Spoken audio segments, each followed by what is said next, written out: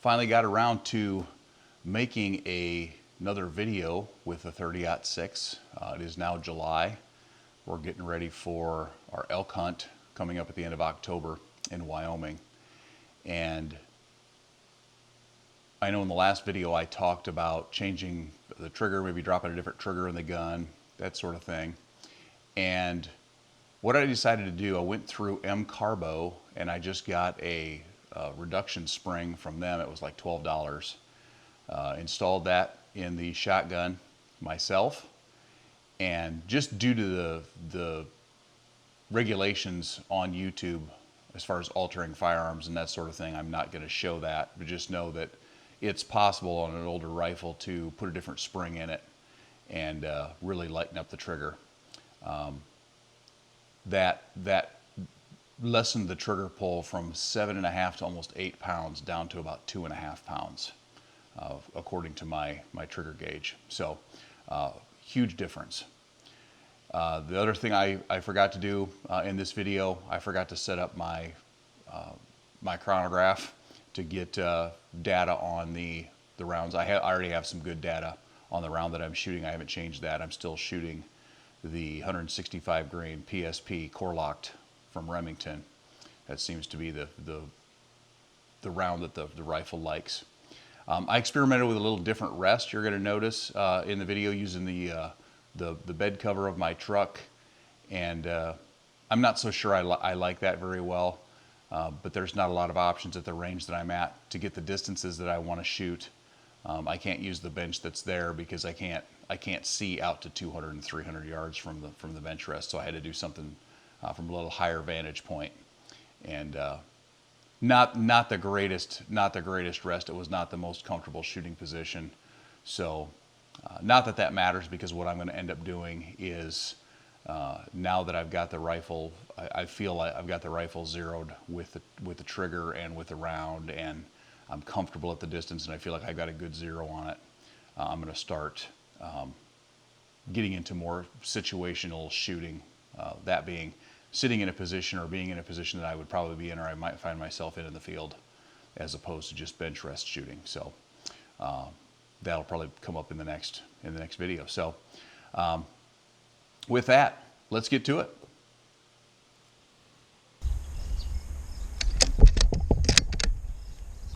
Okay, here we go. First round, top left.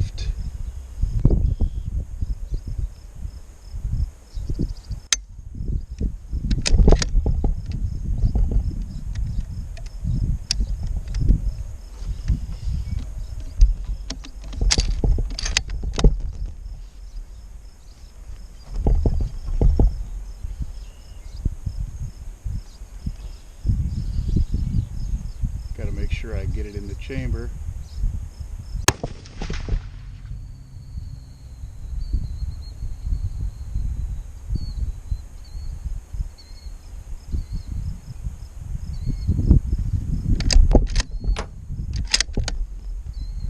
Second one.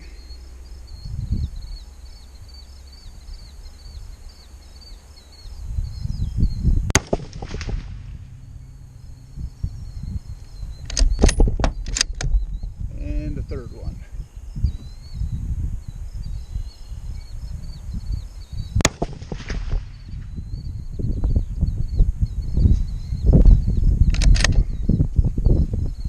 All right, let's go down and take a look.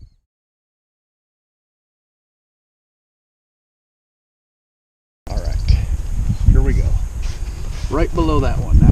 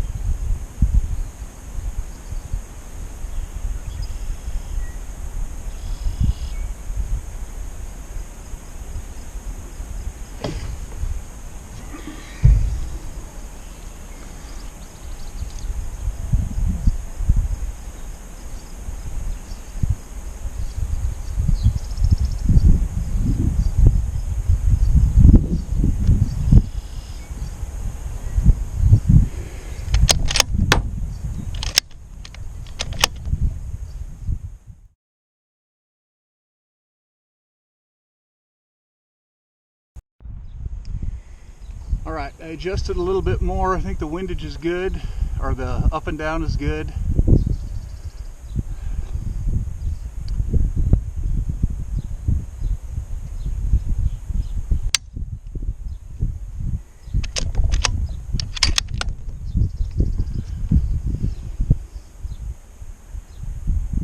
Center, dead center this time.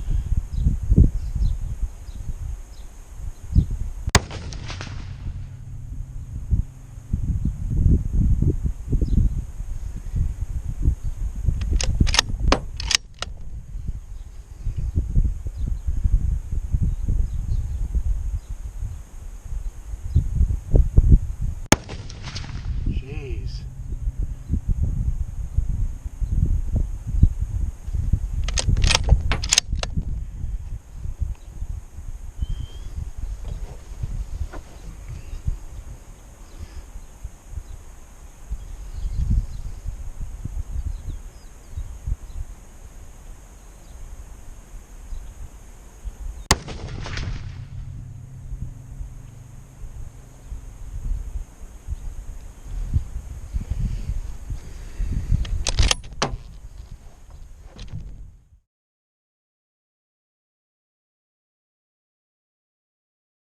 All right, we took it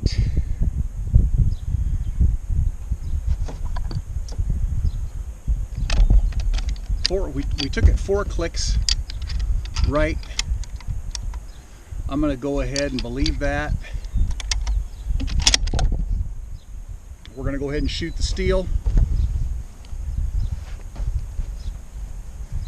at 100 here.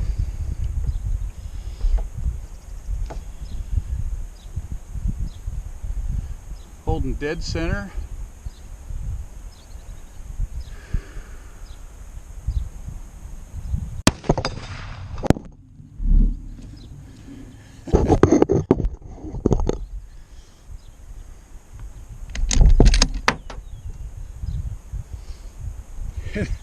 Wow, okay. That's all we're gonna get because the shot tipped the steel over. So I'm gonna go down, take a look at impact, and then see what that looks like. If it looks pretty good, I'm gonna go out to 200. So stand by. Okay. Here we go. First round at 200. We just got a slight quartering into our face wind.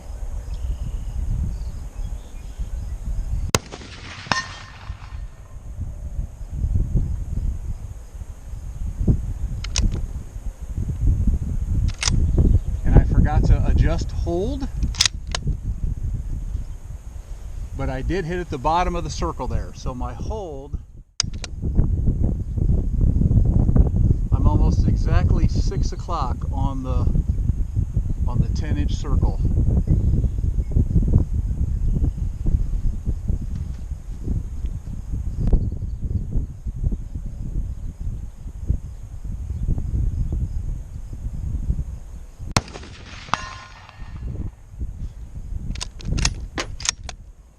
Once I got my hold corrected, guess what?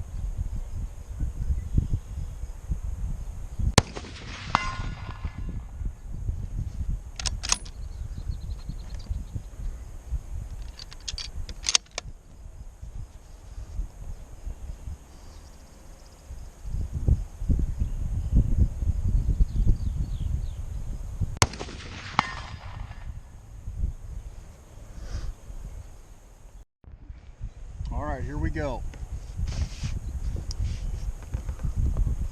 I'm going to hold my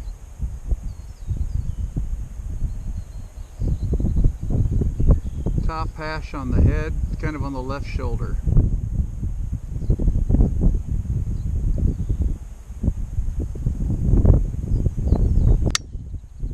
All right. Let's see what we do here.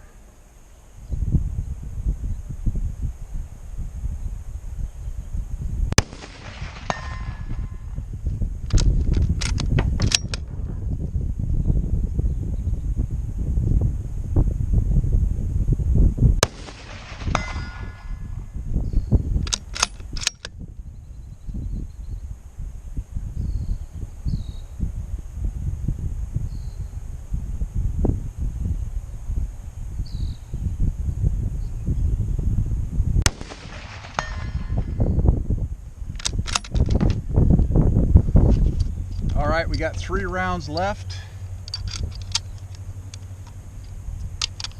Let's send them at 345. 345 yards.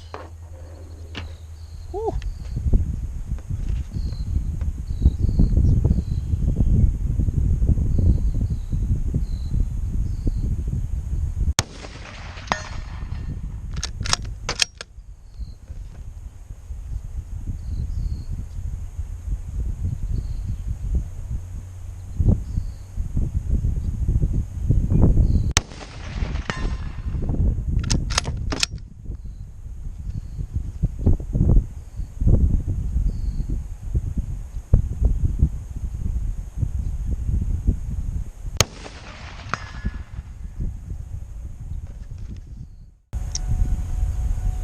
I'd say that'll do, donkey.